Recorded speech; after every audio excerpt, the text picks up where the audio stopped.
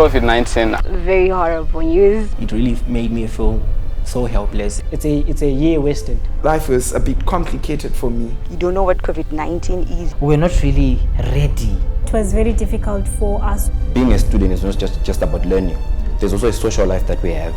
What if this is how it's going to be like? We're going to grow old inside.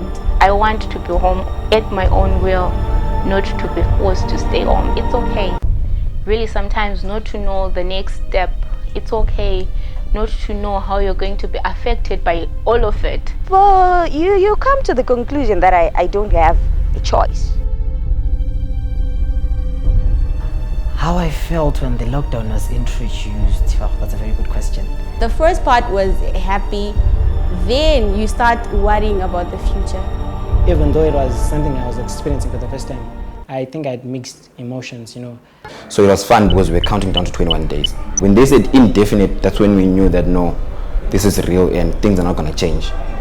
It was so drastic. It was so terrifying. It was a bit of disruption to all of us because my emotions were so much affected because, of course, as a person living with diabetes, we are no longer have to do the things that we used to do. When we were here, we were not allowed to get out of the campus, so it was hard for us to survive.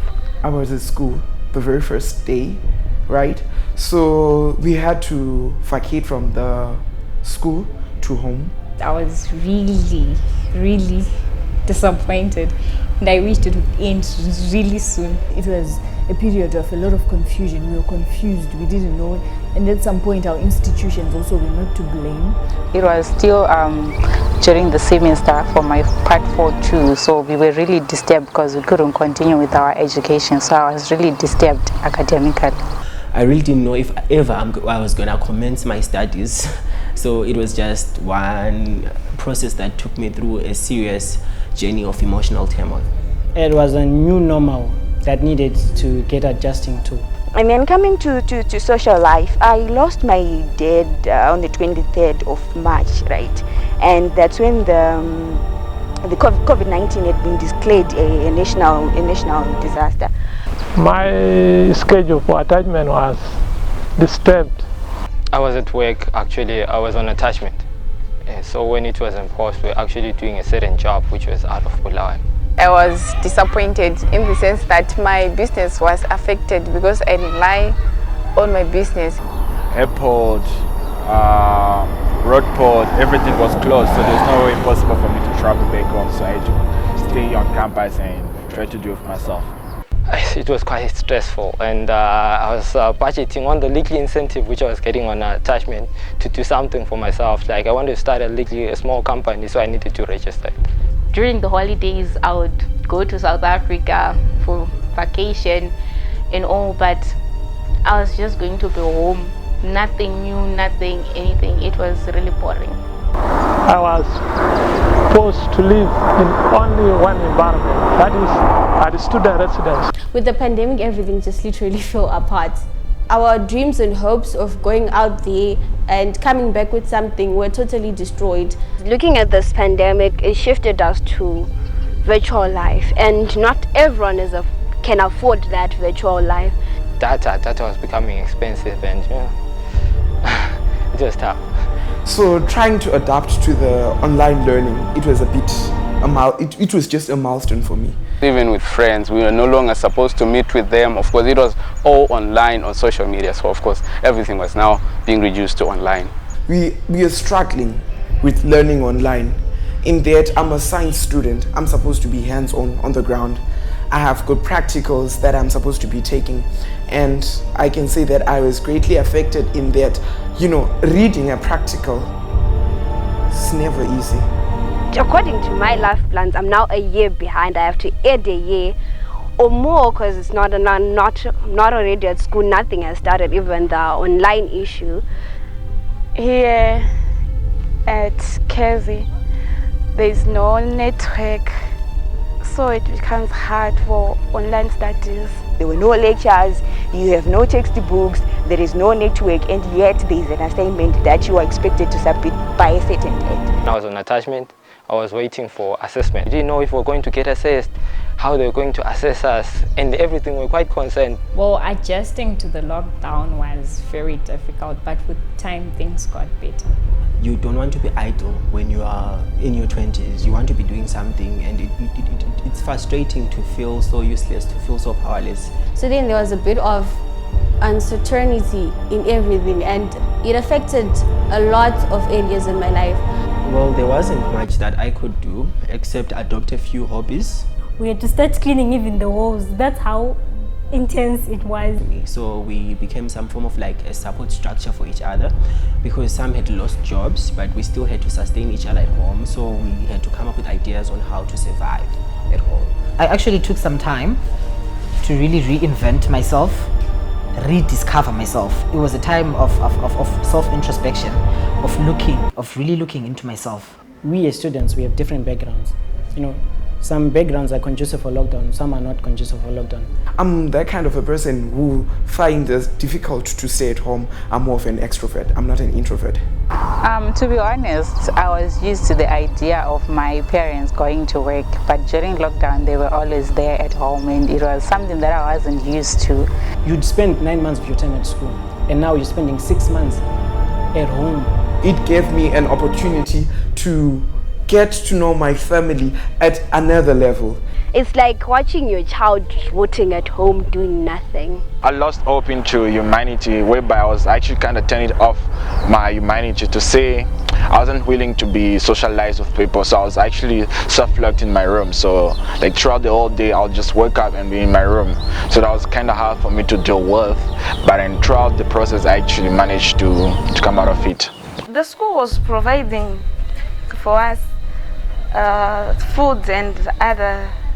You knew when lockdown was imposed, all the taxis and combis were also banned from carrying people. So I was struggling. I was actually walking to town to get some groceries. I usually support my family in the sense that I'm a hustler. I do a lot of things. I'm super active because with COVID-19 and living with diabetes as well, so you'd have to manage to make sure that you're not just eating and sitting down. So of course, so I had to do a lot of stuff. So many compromises were made. And another thing that I also went through when I was COFAM, right, is I noticed that sexual health services, they you know, it's difficult to get access to them, and we're still with the lockdown. You know, those are critical services, you know, and everyone knows everyone. So if you go and get your loop checked, everyone knows that Lydia has a loop, you know. So yeah, that's it with the social life. I think the major issue that we as students faced during this whole COVID era was mental health. People can only help when they can, not when they should. Not that they had the obligation to help, but when you need help, you don't always get it. People tend to help when they can. I didn't receive any support from any organization. Largely, our families were very supportive. They just have to provide something for us, especially for us international students, because when the lockdown started, we were forced to be here on campus actually, so we couldn't travel. At least maybe a financial assistance could do. Okay, for some of us, you know, we actually start away from our parent, and there's no any support to say, like in terms of groceries and all. So at least people should actually at least look into that way to say, like, how are these people surviving and how are they living. I think at this present moment, priority should be placed on students' mental health. Since the pandemic happened, nothing visible literally happened. Everyone was just staying at home, and we don't know what really happens behind those closed doors. And we have a lot of kids right now, and forcing a kid who is the mind of playing outside indoors, it's a bit horrible to them. Knowing students, they will never stop having sex because it's lockdown. They will never stop indulging. They have unprotected sex because they cannot have, they don't have access to condoms, you know, they don't have access to the information. But if they were educated earlier, that if in case of anything play safe sex, I think those students could have been helped. So I think that sexual health services should be provided no matter what happens, no matter there's COVID-19, no matter there's what. The government, the people should find a way to provide these services to the young people. Otherwise, there'll be a disaster. In threatening times like that, I think the government ought to assist us with the necessary resources that we need. The authorities, if ever, should be considerate of what individuals are going through at the grassroots level. We understand that sometimes maybe policy comes with a certain form of agency. At least if they do a deep background search, and they know what their students are experiencing, then they can be better suited to help us during lockdown. To help students, I feel like we should have an immediate response to these things. Let's say if people are to be allowed to pay half of the fees and use half of the payment to buy bundles for themselves to support, because of course we now have to do online things. Of course, if people are going to be home, they don't have to pay full fees. They have to pay half of it, and then half of it can support them on their online lesson. We don't know the impacts that this COVID can have, or lockdown actually can have on people. So if it's going to affect you as an individual, don't bottle it in.